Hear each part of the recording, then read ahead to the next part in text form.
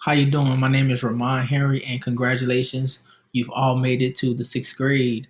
In my history class this year, we're gonna do a lot of fun things. I have a lot of activities. I'm gonna encourage you guys to learn as much as you can, and we're gonna progressively use this knowledge that we're learning today through the rest of our lives. When my students come into my classroom, they'll be inspired by the posters that I'll have up, motivational quotes, things of that nature. So they're able to look around when they're having difficulty times trying to concentrate. It'll keep them focused. It'll keep them engaged. They may even look around and be able to find some of the answers around the classroom. What I would like to do to start up a warm up on a daily basis for my students is have the objective on the board. So when they come in, they know exactly what we're going to be doing that day. Even maybe having pre assignment notes so they know exactly if we had homework the last night, have your homework ready on your desk before the bell rings. So therefore we can move forward and not waste time in the classroom. My journals is going to be current events, things that may have be going on today, or maybe things that are going on in the past. This is a history class, so I'm going to challenge my students. I'm going to ask them things that they may not be familiar with. In today's topic, what we're going to do is we're going to talk about the civilization of Australia. And I'm going to ask the class in the journal, what would be, can you define a term for a fleet? What is a fleet? I'm going to give them 5 minutes to write a few sentences about what they believe a fleet is.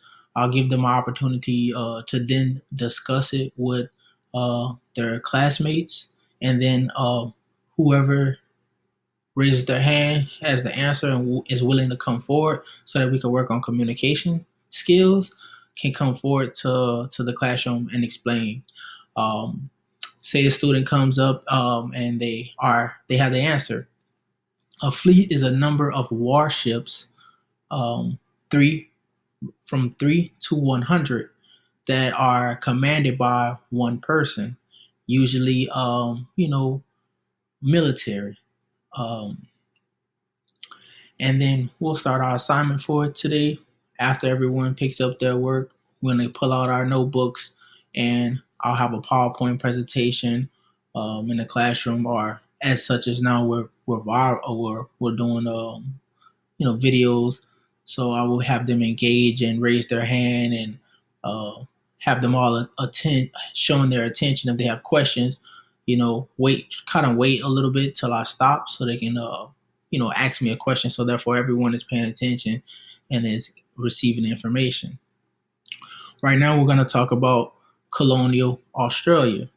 Um, First thing I would ask in a online meeting or in the classroom is, can anyone tell me anything that they know about Australia? Do you know any cities in Australia? Do you know what part of the continent Australia it's located in? Northern or southern hemisphere, just to give so the kids have a general idea and basis of what area the or what part of the world we're actually talking about. Then from there, colonial Australia from 1788 to 1850 explained the impact of English colonization. We're going to talk about vocabulary, and in our vocabulary, these are terms that are going to help us have a detailed explanation of what's going on throughout our readings. We're going to have keywords, and you want to pay attention to these terms because, of course, they're going to show up on the test. Aboriginals, term for the indigenous people of the Australian continent. James Cook, an English captain who claimed Australia for the British Empire in 1770. Nomadic, traveling people from place to place in search of food, water, and other things. Smallpox, a virulent disease transmitted via European migration, which that was decimated the Aboriginal population of Australia and the Americans. And I'm sure they're gonna have people. We're gonna be in the classroom. They're gonna talk. Yes, smallpox is something like what we're dealing with now with COVID-19. Just um, back then, think about it. They didn't have the mass media, and they didn't have um, the things that we have to be able to take care and understand. So you can think about how fast a disease like this is going to spread, and people are going to die and lose their lives within that pandemic. Here's a picture of a of Aboriginal Warrior. These were the first of their kind, the first people to be discovered in Australia, and they were credited for tools, inventions. One of their most famous invention was the boomerang, and they used that in battle when they fought. Aboriginals migrated to the continent by way of Southeast Asia around 40,000 years ago. The Aborigines adapted to Australian harsh environment, development a nomadic hunter-gathering way of life. The indigenous people had to move somewhere else because of British power and often had no access to good water or food. Aboriginal people tried to fight the Europeans. Most died by gunfire from disease such as smallpox, introduced by the Europeans, or starvation. So, in this, you know, Aboriginals were the first people here in Australia, but whenever they were conquered by the British, they had to move around because their land was being taken from them. Europeans brought over diseases such as smallpox that traveled on a ship through animals that they may have brought over, domesticated animals, and unfortunately, a lot of these civilizations um, suffered and were not able to survive throughout the this pandemic. Australia was a collection of British colonies. Captain James Cook of England claimed the continent for the British Crown in 1770. The first British colony in Australia was established from the arrival of the first fleet of British ships in 1788 at Botany Bay near present day Sydney. Once again, um, a fleet of ships. Oh, it was the British Army. They were looking for new land. They were looking for a place that they can go. And at the time, the American Revolution, there was a war between America and Britain, and they did not get along anymore. So the British Empire had no place to bring their their prisoners. So what they wanted to do, what they were trying to do, was bring their prisoners to Australia because it was quicker for them to travel by sea. They brought over superior weaponry and intentional transmission of smallpox the continent to the continent, killing off many Aboriginals, also Americans, and also this was big in England as well. This disease killed millions of people, and it was spread throughout their country. So they were looking for a new place to go to explore to get away from the corrupt um, times that they were having in British. Convicts were sent to Australia to work as a form of punishment.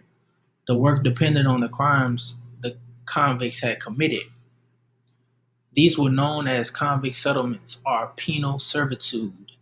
Convicts were usually sentenced to 7 to 14 years for the term of their natural lives.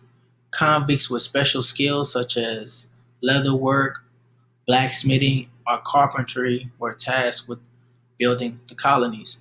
So what the British Empire was doing was anyone that committed a crime in their empire had to go and move to Australia, but as slaves of the country. So they were uh, in servitude. They had to work for the company. They for the country. They were not paid. They were actually a form of. It was a form of slavery. They were are the ones that built the empire that we now have in the 1800s, in the later 1800s, early 1900s.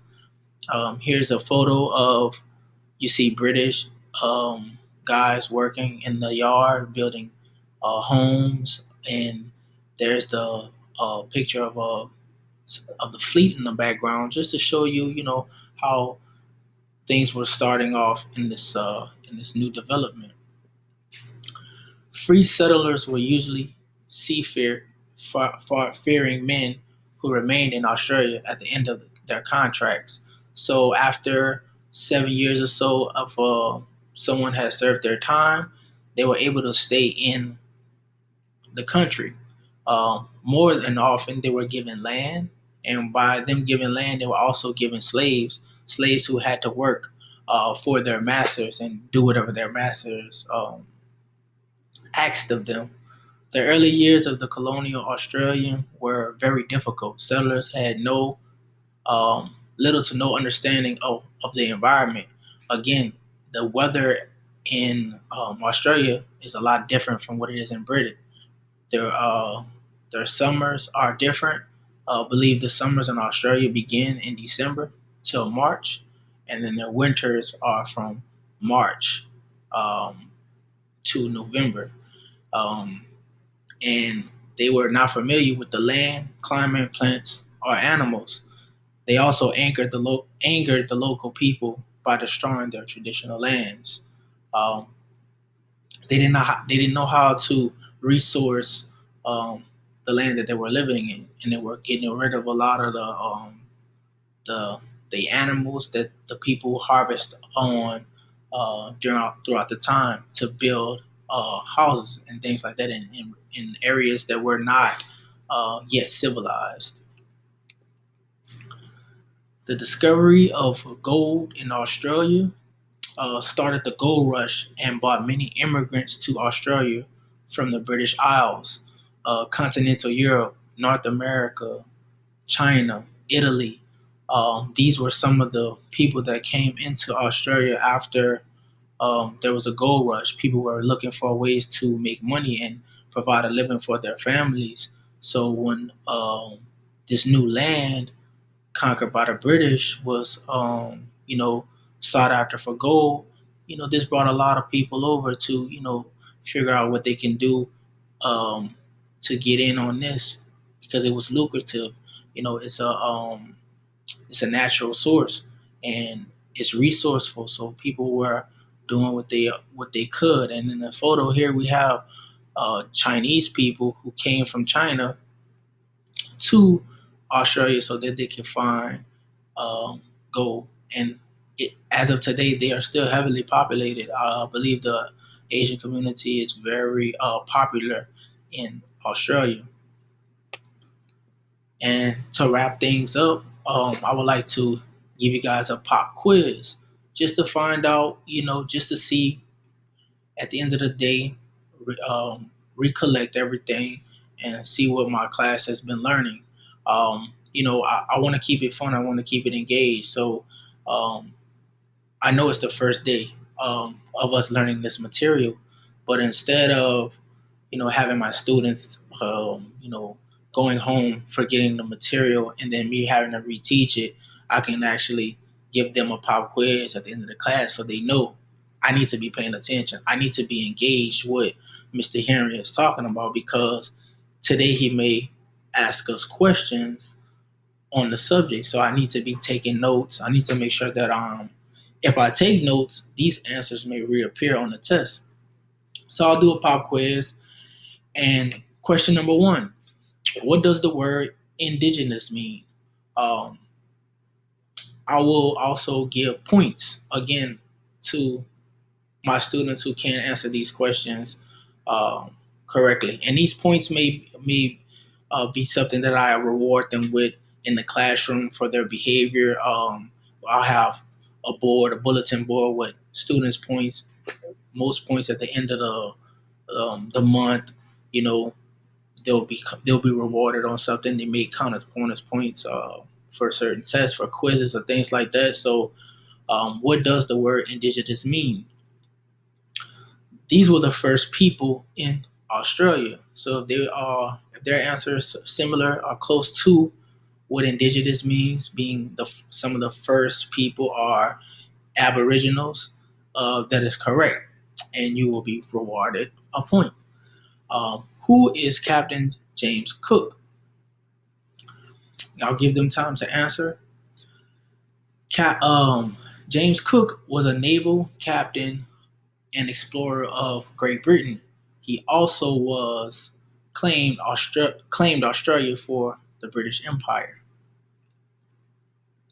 When did the first fleet arrive in Botany Bay? The first fleet arrived in 1788. Anyone answered that? They're correct.